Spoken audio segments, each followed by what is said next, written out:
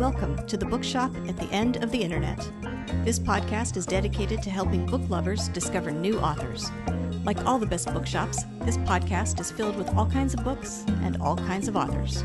So tune in, browse around, find a new author, and discover a new favorite book at the Bookshop at the End of the Internet. I'm Stacey Horan, author, book lover, and host of the Bookshop at the End of the Internet. This is episode number 202. For more information about this or any of our episodes, go to my website, staceyhoran.com. If you enjoy the podcast, leave us a review, like us on social media, and share us with your friends, family, and fellow readers.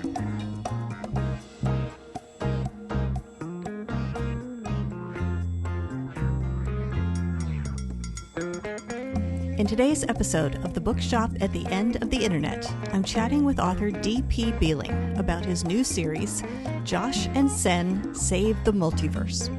The first book in the series, The Path of One, is out now, and books 2 and 3 will be available later this year. This series is a fun mashup of science fiction, fantasy, and buddy comedy. In The Path of One, two unlikely friends, one human and the other immortal, are thrown together to try to accomplish the impossible. Rescue Josh's 4-year-old daughter, stop a genocidal soul harvester, and save the multiverse.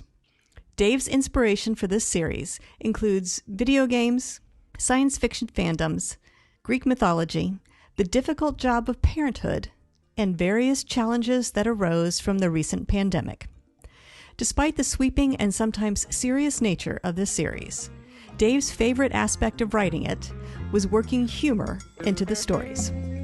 In this episode, I'll chat with Dave about his writing journey, what he means by there being no publishing emergencies, and what is in store for the characters in the upcoming books, as well as a few other things coming up.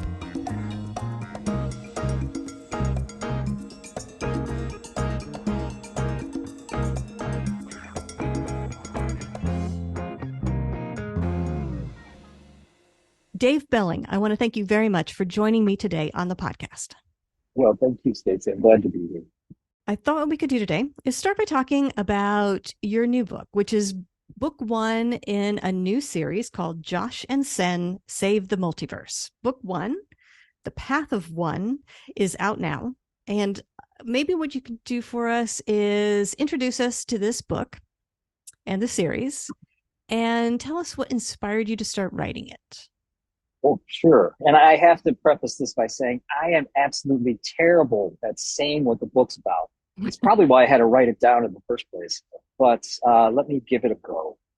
To me, Josh and Sen Save the Multiverse is the story of two extremely unlikely men, boys, if you want. If they never grow up, some of us never do, that become friends and then brothers to accomplish the impossible. And they somehow are going to do it because they're going to keep showing up for their job every day. That's what the book is about to me. The details come down to a human being linked to an immortal who's been de-evolved down to a human, and they face various challenges to grow in strength, to cultivate, if you will, to become more powerful so that they can find Josh's daughter. They were separated in the works of the book, and those are the details. How did I do? Good. All right, okay. That gives us a start. All right. Well, what was the spark for you that gave you the idea for this book and this series? For me, my wife is a world-class traveler. She started as a professional bodyboarder long ago, and we got together about 15 years ago, and she gave me the travel bug, and so we traveled. And during the pandemic, we were in Bali visiting friends and family, and Bali is a world-class tourist destination. It sees 6 million or more people a year, and their economy is completely based on it. And they were just devastated by the restrictions, right, of COVID. And the people were I don't want to say desperate, because the Balinese people are strong and happy, but they knew they were against the wall. And we supported him as best we could. We invested money in our neighborhood and put people to work, but it triggered an idea in my mind. You know, why isn't there anyone taking care of us? What if there were two guys who were willing to put their backs up against the wall and stand up for us all? So that's kind of what triggered me to start writing. Well, let's talk about those two main characters, Josh and Sen. One human, one former immortal, now human. Tell us a little bit about them, and what do we need to know going into the series? Well, Senyak Marstanak is an heir. He's a Skan. He was the number two, as Prince Henry would say. He was the spare, and he never really had to do anything except kind of be ready. And as it turns out, his grandfather wasn't real happy with that situation, and so he started putting all the Marstanak heirs to test. There were over 20 of them, and they all failed. Senyak came the closest to passing, and so he was given an option of being sent back to learn the basics of humanity, and then become an immortal again. And so he, to support his family, he did that. Joshua Elias Tanner is a 44-year-old man from a failed marriage, born in Chicago, living in Florida to make his wife happy with the center of his life, his 4-year-old daughter, Sophie. And it starts with him trying to figure out how the heck is he going to maintain his relationship with his daughter, given the fact that his wife just served divorce papers to him. And that's when they meet. So this book is an interesting mix of sort of sci-fi and fantasy, but it's also got elements of sort of buddy comedy in there too. What made you land on this sort of unique mixture? I have to plead ignorance. That's just kind of how I see the world, and I'm not sure it's for everybody, but that's reality to me. Is two guys or friends, let's say friends, guys, girls, it doesn't matter, working together for the good of each other, and life should be humorous. If you can't laugh at yourself, then you're going to have a sad life. So that's why I put that in there. Sci-fi and fantasy together because, I think that that's how the universe should be. If it's not, it shouldn't be just sci-fi. It shouldn't be just fantasy. It should be both. And to me, those make the most interesting stories when we kind of put them both together. What about the setting for this, the world building you had to do, not just the sci-fi and fantasy elements of it, but also creating sort of the real world aspects of it? How did you come up with the details, the parameters, the rules you were going to follow in placing characters in these settings? And then how do you keep track of it all? Wow, that's so many questions I can't possibly even answer. And that question you just asked me, that's a great question. I have to be honest. I make it up as I go along. I look at a book as I know where I'm starting and I know where I want to be, but how the heck are we going to get there? I sit down and I like to give myself freedom because I think that spontaneity keeps it attractive and interesting to people. That's how I like to tell stories, and that's how I like to, and that's how I see reality. As what did John Lennon say? Life is that thing that happens to us as we're making other plans. So, I might be going in one direction and say, this doesn't ring true, or this isn't interesting, or God, people are going to put the book down. And then I say, and life doesn't even work this way. Life works, things popping up, as they say, men make plans and gods laugh, right? So those are the only rules I really force there. Now, does that make sense at all? Mm-hmm, mm-hmm. Well, okay. You've got a number of influences that you used and that you wove into this book, a number of ideas or things that you drew upon. So I'd like to kind of go through them a bit. Maybe you can talk about like why that was important and how you wove it into your stories. So First one up would be sort of gaming, which is interesting. At this stage in my life, I kind of view everything as a game, whether I'm dealing with, my medical office, or I'm trying to meet new guys at my daughter's soccer practice, or I'm trying to figure out how to do a new sport. it's all kind of, you got to figure out what the rules are, and then you kind of move along those parameters. The video games, that's kind of my generation, I guess. I started to remember being 10 years old with a VIC 20, and I could play Pong and Breakout. And to me, that was bizarre that we could do that electronically. And I remember hanging out in a place called an arcade. Most kids probably don't even know what an arcade is anymore. I'm really dating myself, but you go down there, you meet your friends, you put quarters in this thing, and you try to beat each other. I guess it's always been a part of my life, and I did fall in love with this genre of game literature. Two authors in particular, Will White and Alaron Kong, kind of caught my interest in how they told what I consider amazing stories through game literature. So that's why I put that in. Okay. One more point that kind of occurred to me that I think is crucial is I like to see progression. Everybody wants to see advancement. Everybody wants to see success. And when you can, literally demonstrate that by an increase in abilities and scores, that I show you one number and then, hey, you got better. This is the next number. I like that. And I hope that other people like it too.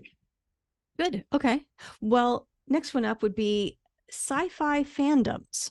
What do you find so compelling about that sort of phenomenon, and why was that important to weave in? So like the Aliens universe, or Star Trek from George Lucas, or from Roddenberry, or Star Wars from Lucas. Well, that's part of who I am. I mean, I remember being a kid, 8 years old, and Star Wars came out. People were blown away by this vision that George Lucas had, and he couldn't. The technology had just gotten to a point where he could kind of partially tell his story, and so he did it. And wow, people were seeing the movie 80 times, right? Just to make sure they saw every little aspect of it. That's a part of who I am. That's a part of who my friends are. We played a game called Dungeons and Dragons. That's probably a bad word now, but we loved it. It gave us a chance to exercise our imagination and in places that, in an otherwise kind of boring Midwestern existence, to be perfectly honest. And the Lucas universe, the Roddenberry universe, the Ridley Scott universe, they're all part of that, me growing up. And I'd like to think that the universe is as interesting as those guys make it, I guess. Okay. Another interesting thing that you drew upon, which makes a lot of sense given what you just said, and also is a bit interesting, is Greek mythology. Why harken back to those stories? When I was a kid, like I said, I was 8 already before Star Wars, the first Star Wars came out, right? There wasn't a lot of sci-fi fantasy out there, to be perfectly honest. And so I turned to the classics, Greek mythology, American Meso mythology, Hindi mythology. It's all intriguing and interesting, and it's part of who we are as well. It's almost a historical perspective as opposed to an imaginary perspective. It shapes civilizations and peoples, and it's kind of, we create these mythologies to explain who we were and who we are, and I think that when we go back to those things, it kind of lends realism and solidity to what we're trying to say. The last one I wanted to talk about, which is, I'm imagining, a bit more personal, is that you explore a bit in the book the idea of parenthood and what that means to the character. Why was that important to explore in the story? Well, you write what you know and who you are. No matter what you're trying to write, it's going to come through if you're being honest. And that's who I am. First and foremost, I'm a dad. I've got 4 kids. They're 31, 28, 25, and 9. And that's not a sequence I recommend to anybody, by the way. Keep your kids clustered accurately. But that's who every morning I wake up and I'm a dad, and I'm always going to be a dad, before I'm a doctor, before I'm a lawyer, before I'm an author. So naturally, Josh would be. And to me, Josh may well have given up if he just got separated from his job, from his car, from his dog, from his ex-wife. Why would he fight to get back? His reason for being is his daughter.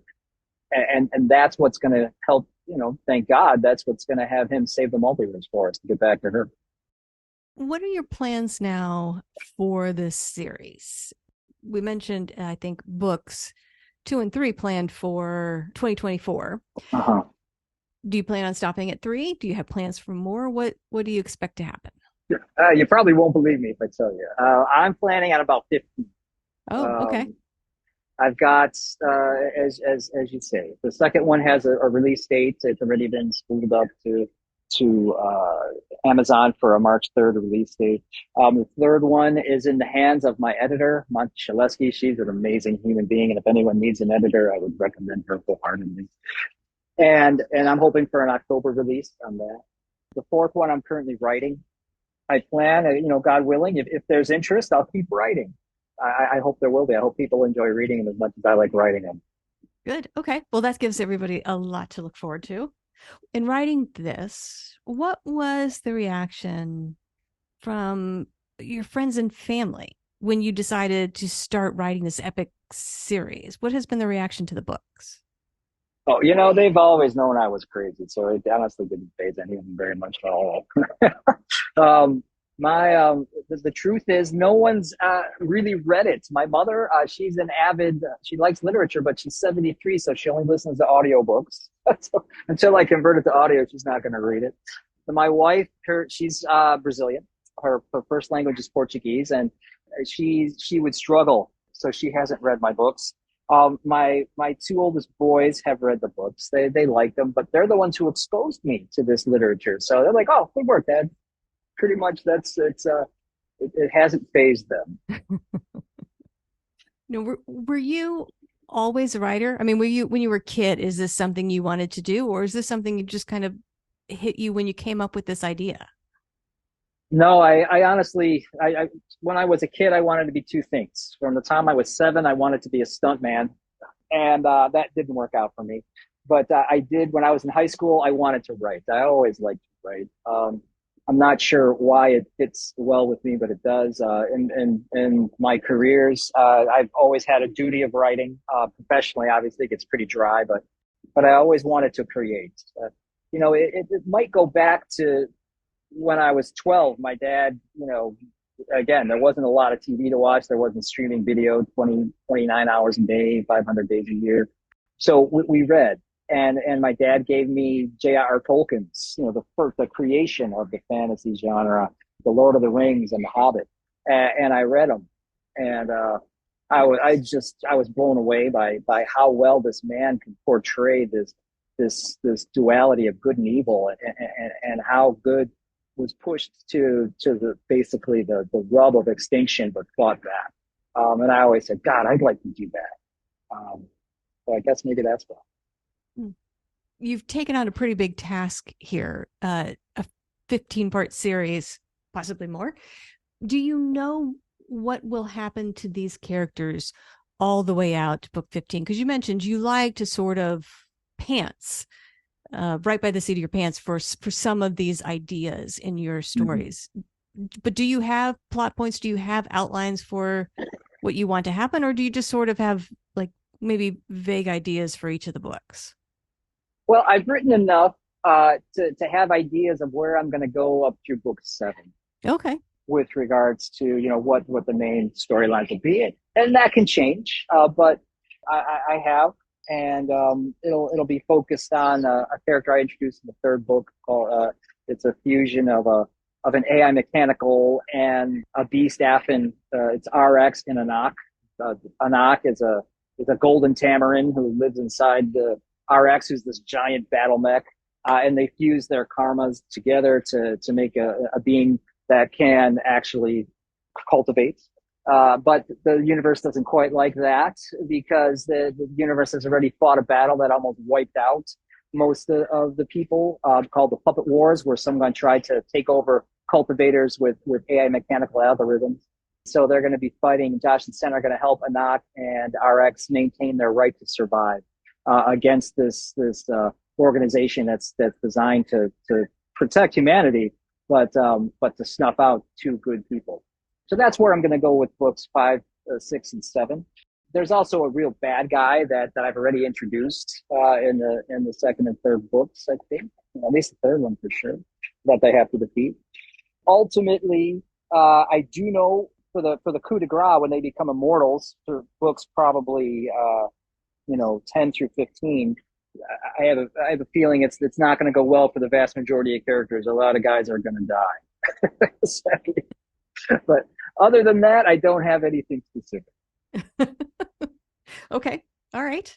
Well, I mean, this is an epic series that you're taking on. How do you write it? And by that, I mean, how do you set time aside to do it? Are you the kind of writer that writes a certain number of words every day, writes for a certain amount of time every day, or do you just write in the moments that you have free, wherever they happen to fall in your day or your week? I write every chance I get, particularly when the muses are singing to me, and they've been very kind so far. My wife gets terribly car sick whenever I drive, so she likes to drive, and so a lot of times she'll be driving, I'll be writing on my laptop, particularly when we're traveling. And I'm blessed to have minimal requirements for work. I work 3 days a week, but it's more like 3 half days, and so I get to write them. So I fill all the nooks and crannies. Sadly, I surf a little bit less. I should probably be surfing more. When you get too old, you can't surf as much as you want. I fill a lot of nooks and crannies in my day with writing. Okay. In starting this writing journey and now working on book 4 of your series, what do you find to be the biggest challenge for you as a writer? I hate writing fight scenes. It's just I know who I want to win, and I kind of like to say, okay, slap them down and let's move on with the story. Because my favorite part is writing the interaction between the characters and trying to put some humor in there. But the fight scenes are absolutely necessary to keep it real, and that's the hardest part about fight scenes is how much is too much. How do you balance these powers? How do I have these guys swinging above their weight class, which they tend to do in books 2 and 3 and 4 so far, and still win. So be believably win. So that's the biggest challenge for me is the fight scenes. Mm. And I imagine there's quite a few of them, given the kind of book you're writing. Far too many. Yeah. That's okay. I mean, it's not formulaic, but the books I enjoy usually build up to a big battle at the end. And the third book I had 2 big battles because they were separated. So I was like, why did I do this to myself? It had to be. Did you have any idea that fight scenes would be that difficult to write when you set out? Did you think that was something like an aspect of it you would enjoy and were surprised? No, I should have figured it out. I mean, because I start the book with one of the fight scenes. I'd be in denial. I guess I was in denial. But now having written many, I realize that it's a labor. No job is perfect, no matter how much you love it. There's always going to be part of it that you'd rather wish someone else would do for you. And I guess that's this part for me. Mm. Let's talk about the flip side of that. What do you find to be the best part of this writing journey? I love putting humor in. I like things that are ironically funny, and I love changing things up. Surprising myself.